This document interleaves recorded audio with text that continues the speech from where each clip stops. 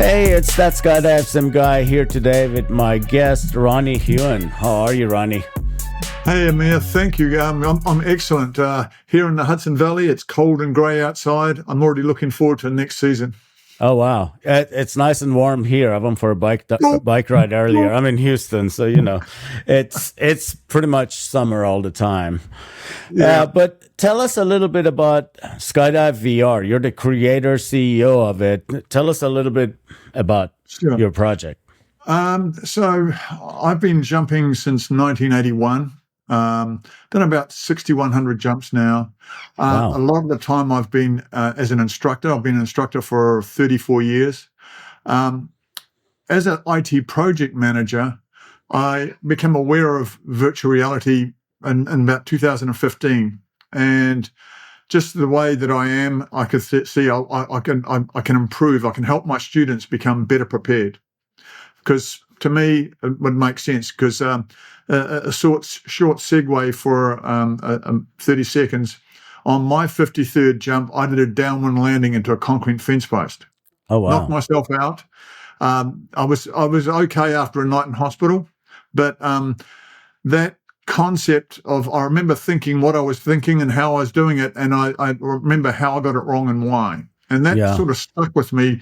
And okay, fast forward 30 years, and oh wow, this VR thing. Okay, right, what this is interesting. This is something that I'm intrigued to try and help my students, and also to be able to leave something better than I found it. So that was That the is motivator. cool. Yeah. I just realized that you and I have a lot more in common than I thought. I hurt my ankle on my 50th jump, Oh, and I was afraid of landing at, well, I wasn't, yeah, I guess I was afraid of hurting my ankle after that. So I was out of the sport for about 6 weeks. yeah, And when I came back, I found myself sliding because that last few seconds, I'm like, man, I don't want to hurt this ankle again. yeah, And yeah, it was then actually that I thought about finding a simulator to practice landings, get that in my head that it's okay, just kind of practicing like that. That was your origin as well, right? It was. I mean, I've also unfortunately seen a student not survive a landing under a Oh, perfectly wow. functioning parachute, and that had a pretty profound effect on me as well, simply because they were doing everything right apart from the last 10 seconds. And it just simply meant that they were too hot. They were going towards some trees. They did a turn. They turned into the ground. They died. Oh, Um, and I want to try and prevent that from happening, because I know that the more smiling skydivers we have around, the more people who are more confident under canopy, the safer it is, the better it is. So that's my motivator. It still is my motivator, but I think probably, or my motivation, but I think probably as I've learnt yeah. in the VR industry, it's not easy, and it's and especially with regards to working with the hardware of the industry is a little bit more challenging. I don't know how many pairs of VR goggles you've got. I've got 7 of them in my office, and I have a lot, but I kind of go through them. It's like when I started, it was one. I even had a cardboard back in the day. The oh yep, Google yep, Cardboard. yes, I yep, was always interested in the technology, and what you said about that last 10 seconds. I would always say that to people. I'm like, skydiving. The probably the most dangerous part, or the part that you can get hurt, is in that last 5 to 10 seconds when you're landing, because free fall, most of the time you're not going to hit anything. Most likely it is possible, but you're yeah, not. But yeah, I feel like there should be so much more teachings on canopy flight rather than focus on flying your body in the air. I mean, that's fun stuff, but you want to survive. I feel like even in AFF, they should really focus more on the canopy flight part, because that's the part you can get hurt, especially while you're landing. totally. I mean, probably you only have to look at the statistics from the USPA on non-fatal incidents. Landing problems were last year, from memory, about 48% of all incidents. And that concept of, okay, right, what do you do? What don't you do? What are the best practices? How can I practice? I mean, to me, one of the biggest values that I see when I put a student in VR is the fact that I can do it in either a coach mode or a test mode. Coach mode, I'm telling them, okay, where's your holding point? Where do you need to be? Okay, think more about turning a bit earlier because the wind's coming from this direction, this sort of stuff. But I think in test mode, Randolph, and I'll use that name because I did have a student called Randolph who was deaf, 100% deaf. He taught himself how to fly in VR in about 45 minutes. Amazing. Okay. You can think about how complex it would be to be able to teach someone how to fly a parachute when you can only communicate to them via text. I can imagine. I actually saw it at my drop zone one time. They were holding a green and a red sign, and he was doing this, and I'm like, what's going on? He's like, oh, we have somebody that can't hear up there, and they're trying to guide him. But yeah, I mean, there's so much emotion and things that are going on, especially for new jumpers, that why not take that into a place where they're not worried about getting hurt, and they can actually listen and think and practice from there, right? Yeah. But I think probably something else to think about too, as an AFF instructor, I'm sort of aware of the fact that there's probably a bit of ambivalence in some instructors about teaching good practices simply because they learned by making it up as they went along, sort of like, essentially. And also probably a throwback, I did my first 28 jumps on round parachutes. Oh, wow. Okay. Yeah. So that concept of it's been good enough for me, it should be good enough for everyone else. I think that the analogy that I like to use as far as simulation training is concerned is that the airline industry have been using simulators to train airline pilots for 6 decades. Right. And you can imagine what this industry would be like if the simulation industry or the aircraft simulation flying industry wasn't there or it didn't happen. That aspect of experiential learning, it's there, and it's been scientifically proven to be the most efficient means of learning. That's been scientifically proven. So to me, it's a sort of no-brainer. But having said that, I think it would be fair to say that most of the skydiving industry has been pretty ambivalent to VR because they don't really see that it's a problem that needs to be solved. Most drop zones have got lots of space. Here at the ranch in Gardner, New York, we've got maybe at its narrowest point 75 feet wide between a runway and a pond, and maybe 2,400 feet long. It's not a very user-friendly drop zone in many respects, especially when you consider people doing high-performance landings while the students are in the landing pattern. This sort of stuff. Okay. So this concept of experiential learning and simulation training, I'm a big fan of it. I think that it's a way to go, and eventually we're going to be in the situation where we've got the hardware technology to be able to just put a pair of goggles on, or download an app, put a pair of goggles on, and that's all you need to be able to learn to fly a parachute in a basic mode. We'll wait and see. It's still a little bit of a way away, but I think probably dovetailed with that is that the evolution of the instructor community needs to happen. Right. And I think I've noticed there's not many instructors like you that are very open to it. Well, actually, I take that back. There is now. I feel like when I started, which I started my project around 2019 is when I first hired my first dev to kind of start building a prototype. And back then, there wasn't as many open-minded instructors and even jumpers, especially newer jumpers. They would just make fun of it. They say, oh, why would I need that? I can jump out of a plane. Oh, there's no thing about that. But then I feel like over the years, that has changed a lot. I feel like back in the day when I would post something on Reddit or Facebook, a lot of people were negative towards it. But I see now that a lot of people are defending it. If there's one guy saying, well, I'm a real world skydiver, I don't need goggles and somebody else comes in and says, well, you know what? I'm a skydiver too. It doesn't mean that I'm skydiving all the time and I enjoy it. Aside from the fact of enjoying it, they also go and check out new drop zones where they haven't been before, and seeing it through the goggles from above and landing a few times. That's been one of the best parts, I feel like, where you actually feel like you've jumped there before, and that's going to help. I definitely agree. So I've got a question for you. What if you had a magic wand? And by the way, I've got a magic wand here. Okay. See? Okay, I'm a Harry Potter fiend, by the way. So awesome. I'll tell you a story about that in a minute then. Yeah. What would you like to see happen as far as VR and skydiving is concerned?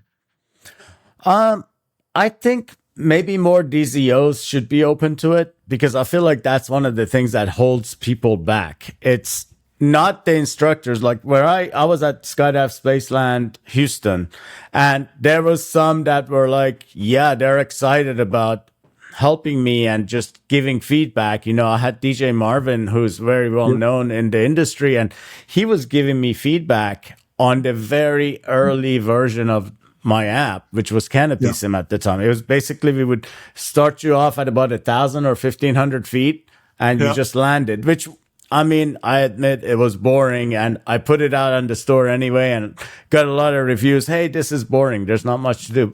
But for me, it's like that feedback helped me just grow the app more and more. We're constantly updating our app. And I'm sure it's something similar for you as well, right? You've been growing that app from when you started. When was that actually? When was that? We did in 2015. Facebook had a competition because Facebook had just bought, or what we call Meta now, just bought Oculus, $4 billion.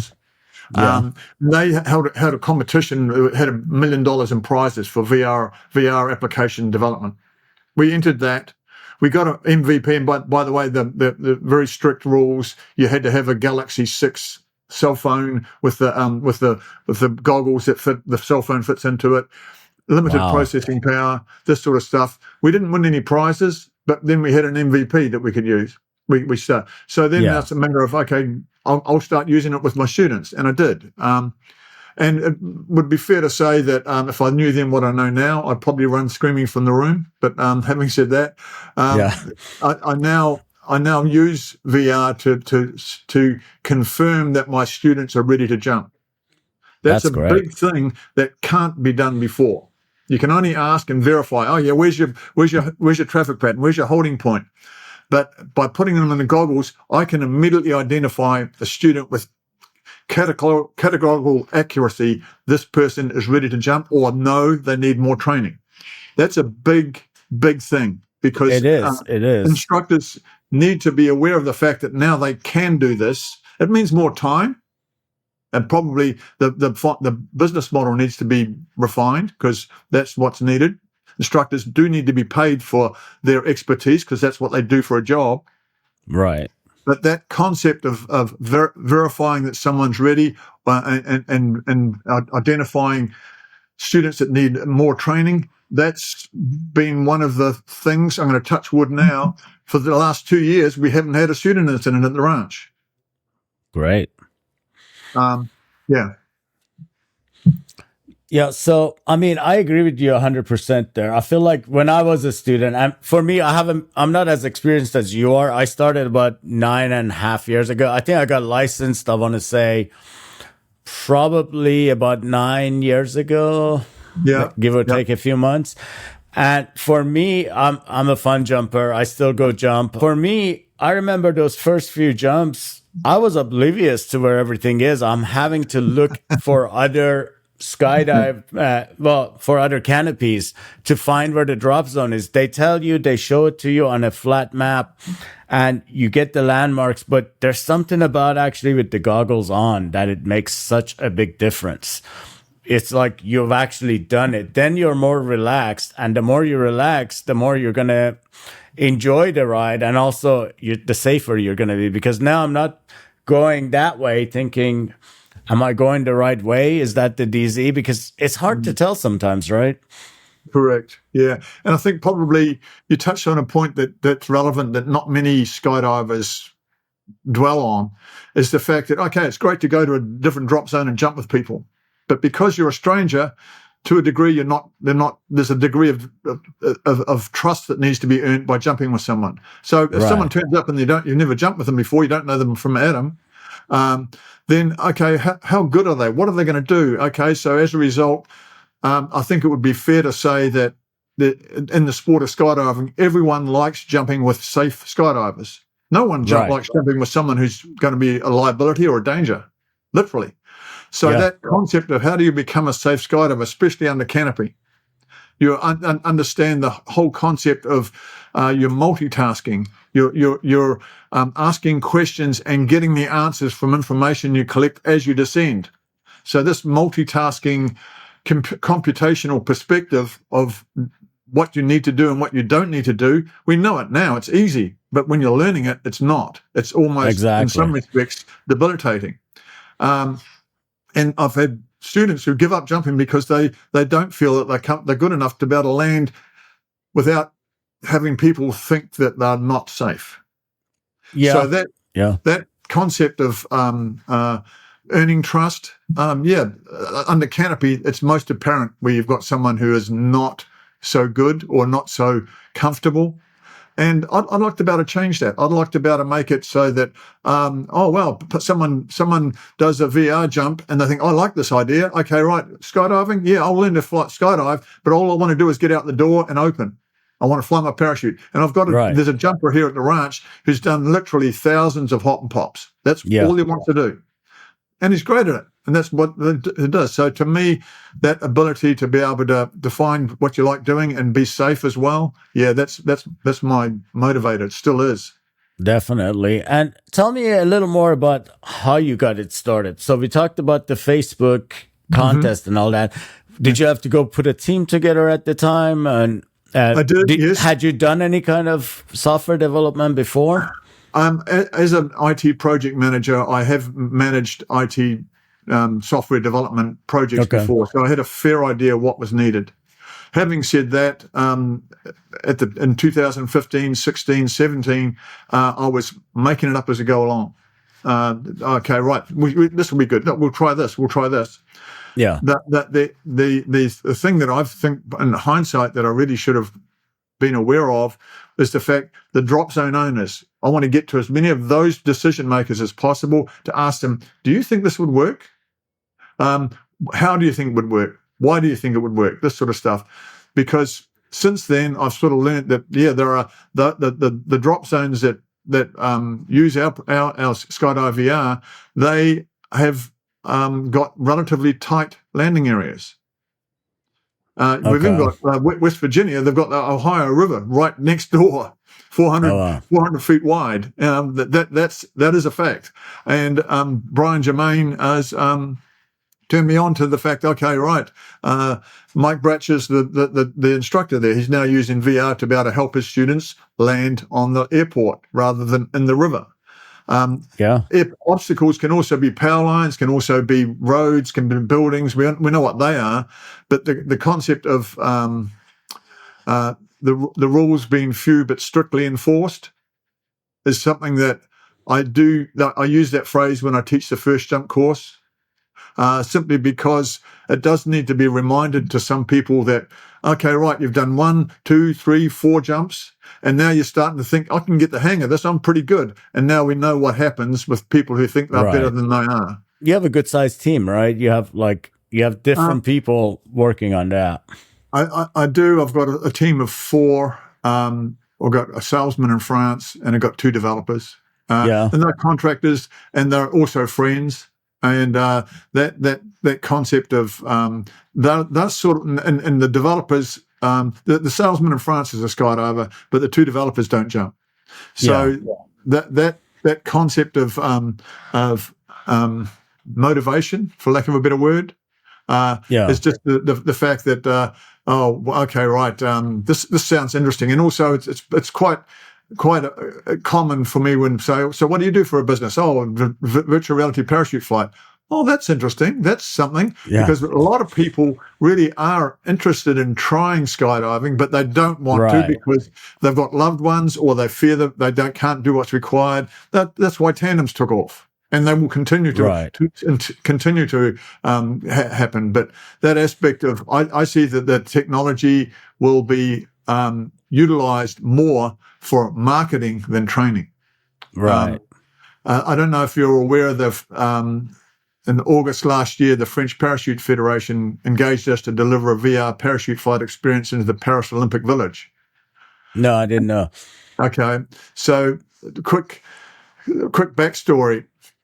My friend Jeremy, the salesman in France, he's connected to the French Parachute Federation. He implored me to come to their Congress in January 2020, just before COVID broke. In fact, It was the first time I'd ever seen a large number of people wearing masks. It was in the airport coming back from Paris, and that meeting with the French Parachute Federation made me aware of the fact that the decision makers were very much attuned to being innovative and forward thinking. That's about the only way I can describe it. Fast forward to August 2024. Yeah, we spent 2 days in the Olympic Village. We were nuts busy. We had queues the whole time from doors open to doors closed. Very enthusiastic. We've even had someone score a dead center because we had an accuracy competition. Yeah. And it was just, oh, wow, people like flying virtual parachutes. And I'm sharing this with you because, you're going to find out too. Because that's what we're doing. I want to see, we're competitors, definitely. And I think probably we're going to stay friends because, oh, well, there's only 2 people in the world that I know of that do this. Yeah, exactly. And I mean, you hit on that point. Yeah, I mean, yours is targeted more towards training and drop zones. And mine is, mine has realistic physics, but I want it to be more gamified. So I've added so many things that's just game-like in there, because if you're in the store, people are going to be like, this is boring if you don't have some things in there that make it, more like a game. I mean, we have jetpacks in mind where, nobody has jetpacks skydiving in the real world, but it's fun and you can take off and open again. So that's pretty cool. Now, I want to hit on a point that you guys last year, I think it was during PIA, where you had a showcase, huge showcase, which there was this hardware that was amazing to look at. I want you to tell me more about that and what's that about. Sure. So I've been working with Flight One now for about 9 years, and for virtual reality parachute flight. And for most of that time, Flight One have been working at developing their own simulator. So they're using our software. Okay. What is groundbreaking as far as, and it's a very poor term, excuse the pun, but what's really quite interesting about the simulator that Flight One have built, and they've patented it, is the fact that it can replicate the 6 degrees of freedom that a parachute flies with. You've got pitch, and you've got the turn. So the aspect of being able to replicate all of the centrifugal forces that a real parachute has, that can be done. That's why it was so successful at PIA, and Flight One won Best Booth. For the 5 days that the PIA was there, they were busy the whole time. People were lining up, booking. And I wanted to get out there and do it. Yeah. And that concept of simulation for training, that's what Flight One do. They're the best in the world at it. Now they've got a simulator that they can use to help their customers better comprehend what to do, what not to do. And I'm really happy that they're using our software. That's great. So they're using it at URD software for Flight One, which is pretty cool. Are you guys also doing military stuff, or? Yes. You are? Yes, we are. Okay. The military,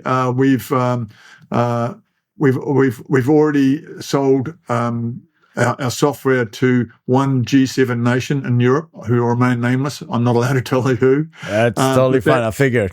Yeah. But that concept of I think the military, where you've got jumpers that have done 15, maybe 20 jumps, and now they're asking to jump into a CRW scenario, flying with other parachutes, landing with other parachutes. Incredibly challenging.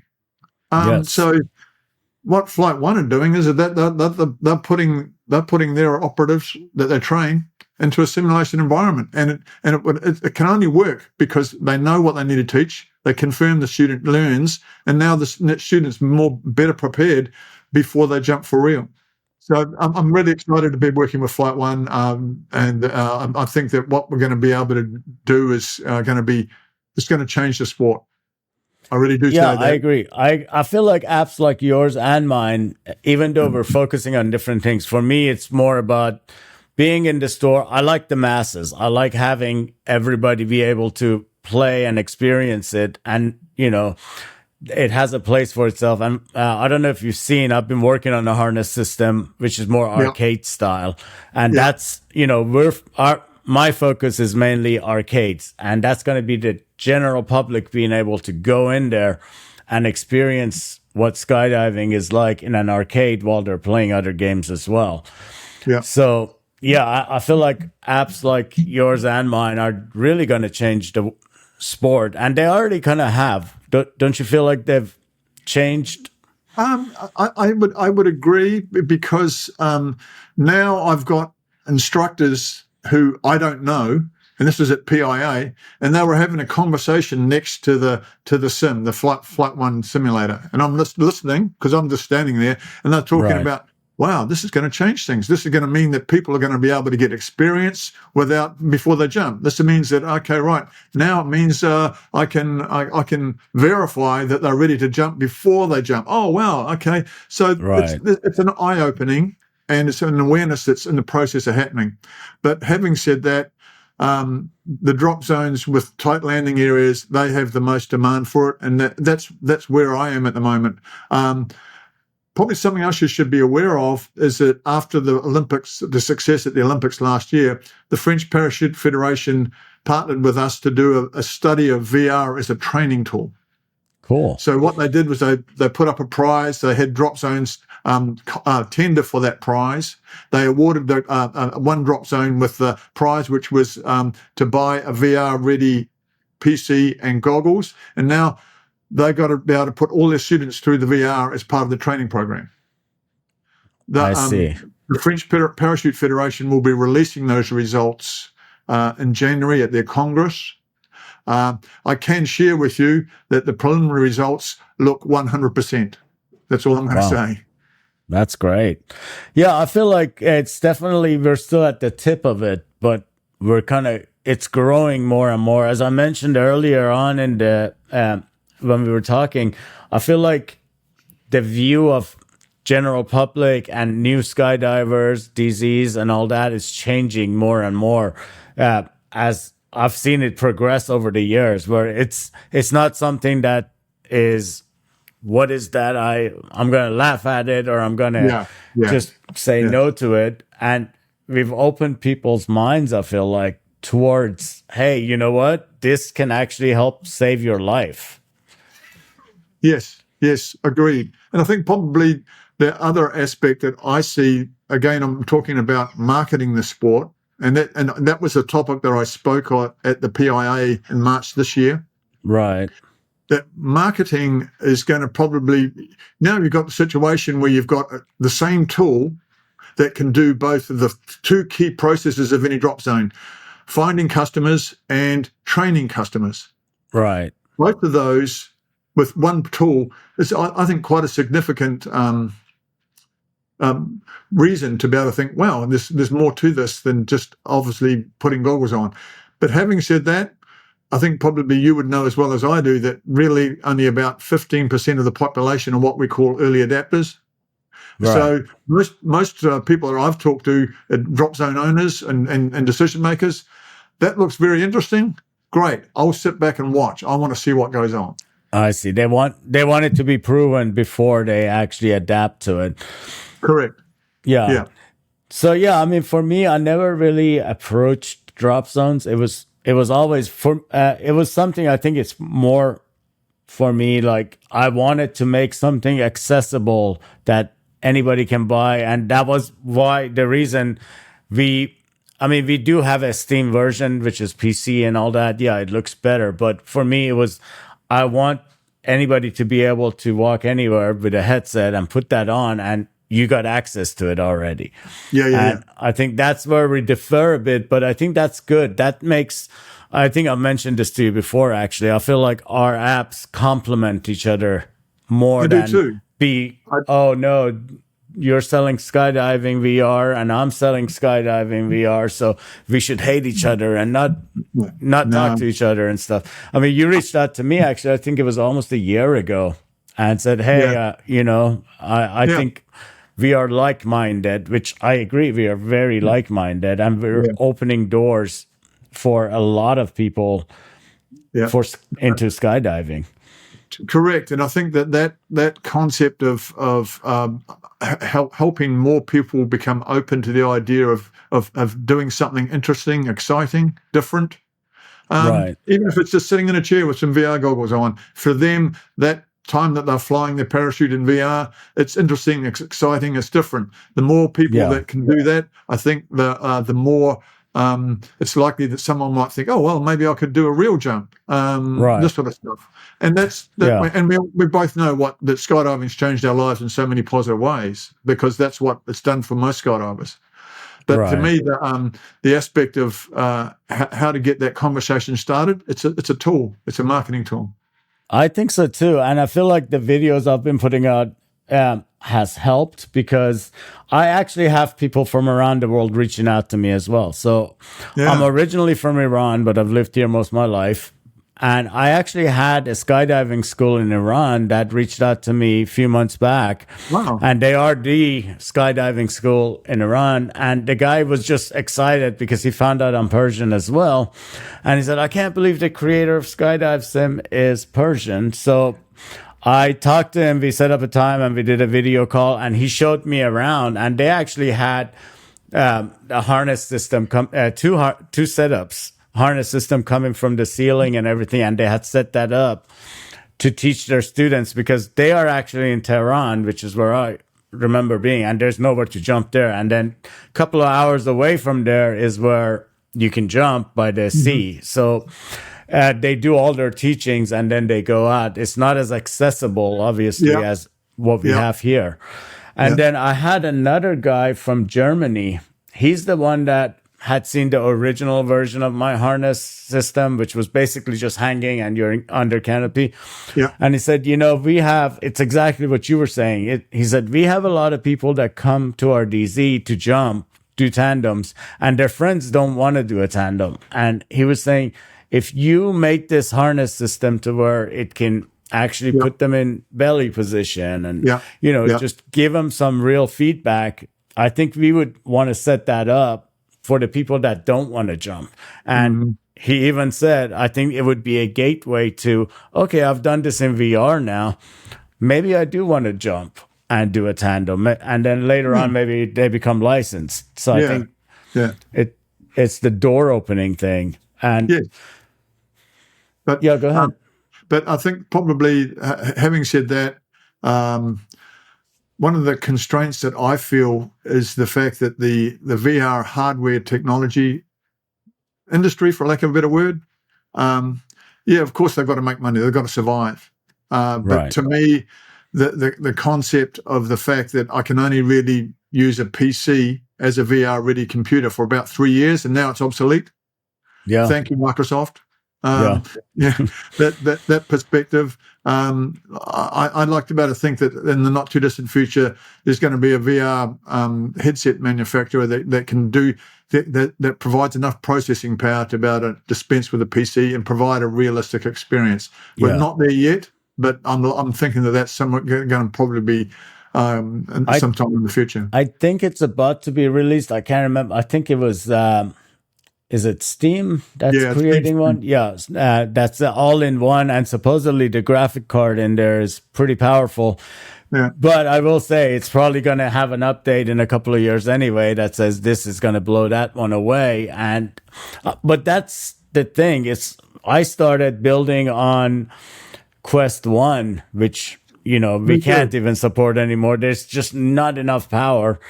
And now, I mean, with Quest 3 and 3S, we're at a good place, but we still don't have all the resolution that I want. So our PC version definitely gives you sharper images and things like. There's more you can just do because the processing power is there. So have you guys done anything as far as like do just the all-in-one headset, or you're pretty much PC? We haven't at the moment. We're just focusing on serving our existing military customer. Flight One. Yeah, getting them working as required. That's our focus. Because I'm sure that's a lot of work. Yeah.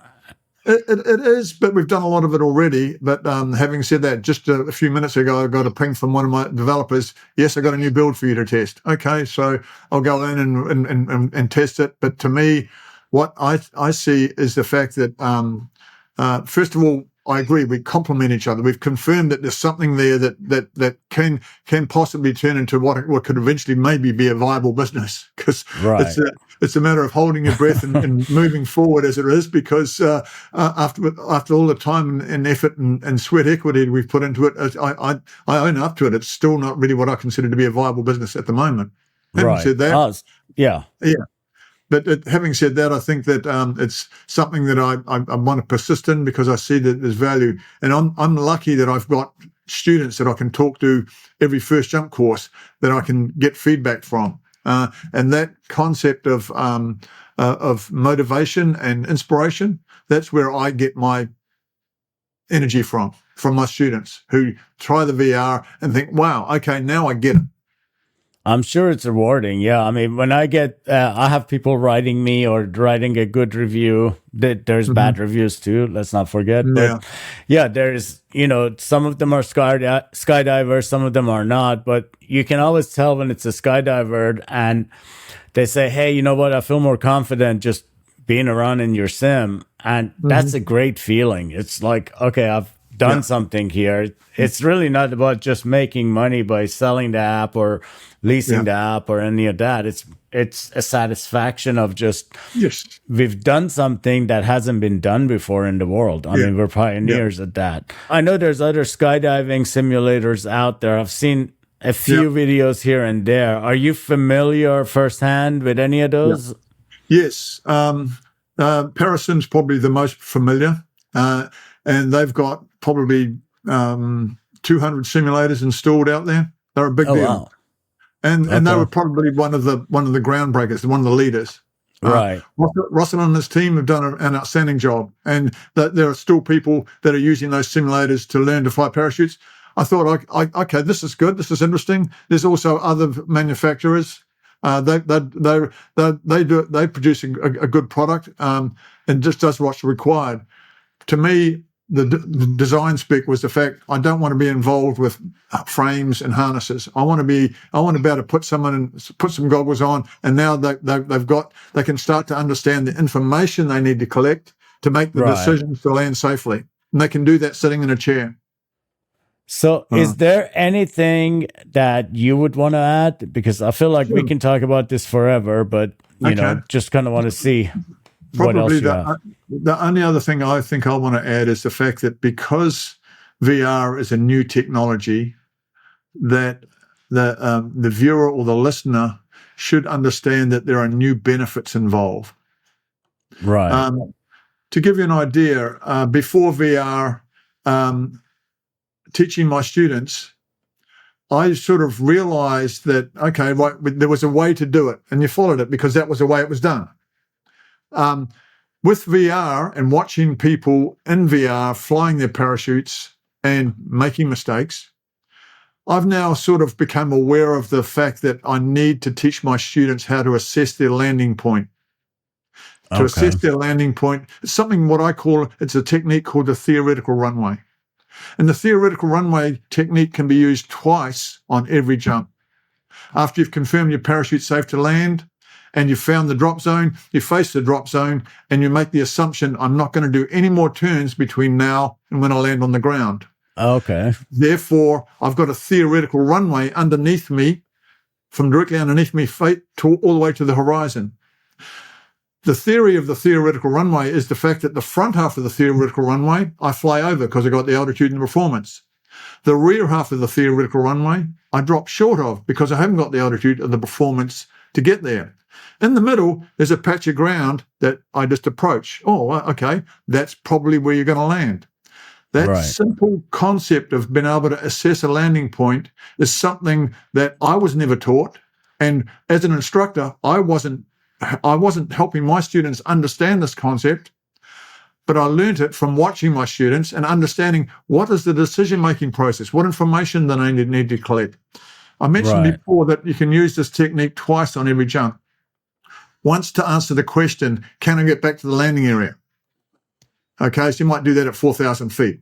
Right. And then the second time you can use the theoretical runway is at about 300 feet on final approach. And the question you ask is, are there any obstacles that I need to avoid? Right. So the same technique can be used twice on every jump. Assessing your landing point means that you've got more information to understand what decisions do I need to make. So that makes sense. Yeah. So there are other things, like, for instance, how do you assess wind speed and direction under canopy? By looking directly down and understanding I'm facing in this direction, but I'm moving in this direction. Why? Because of the wind. The difference between ground speed and air speed is wind. So these two things I've learnt by using VR as a training tool, by watching my students and understanding what I want them to take on board. I think that the technology will help students because they are experimenting, they're making their own decisions, they're coming up with the fact that, oh, well, there's consequences to those decisions. That's probably something that is quite strange to say, but it is a fact. There are some students who don't believe there are any consequences. They think that they're 10 foot tall and bulletproof. I'm good. My dad jumped. My brother jumped. I know how to do this. Oh, why do I have to go to hospital? Wow. That happened. Yeah. Yeah, makes sense what you're saying, because I feel like even for me, I was taught that because obviously I was learning a lot later than you, and they were like, look in the horizon, look for the part that comes up. But honestly, it was always hard for me to see it, and I feel like being in VR, I've gotten so much better at being able to spot exactly where I'm going to land based on the conditions. It's made me a better skydiver as well, which is pretty cool. Yeah. I think probably I'll sort of finish with the fact that, the journey that I've done in using VR as a training tool has forced me to become a better instructor. And that's something that I would have been quite happy going along with the flow, because this is what that's always been done in the past, and it's always worked, or no, it's mostly worked. Right. Now I can see the situation in the coming years with the work that we're doing and others. Okay, this technology has verifiable benefits. The French Parachute Federation study will show that. And now I can foresee the situation where at some time in the future it'll be recommended that students do some sort of VR jump into the drop zone that they're jumping at with the conditions on the day. Why? Because it means that they're better prepared. That's quite a significant advantage. Yeah, definitely, and it's not a easy sport to just start in, because there's just so much going on. It's, and they're using simulators for cars and all these other things. Why not use it for skydiving, where the risks are a lot higher? Yeah. Thank you so much for coming on. This has been an awesome time talking to you about your app, my app, and just skydiving in general. Thanks for inviting me on. I mean, I salute you for what you're doing, and I'm looking forward to keeping up with each other and helping each other, because that's what's needed. For sure. Same to you. All right. Take care. Okay, thank you. Bye-bye.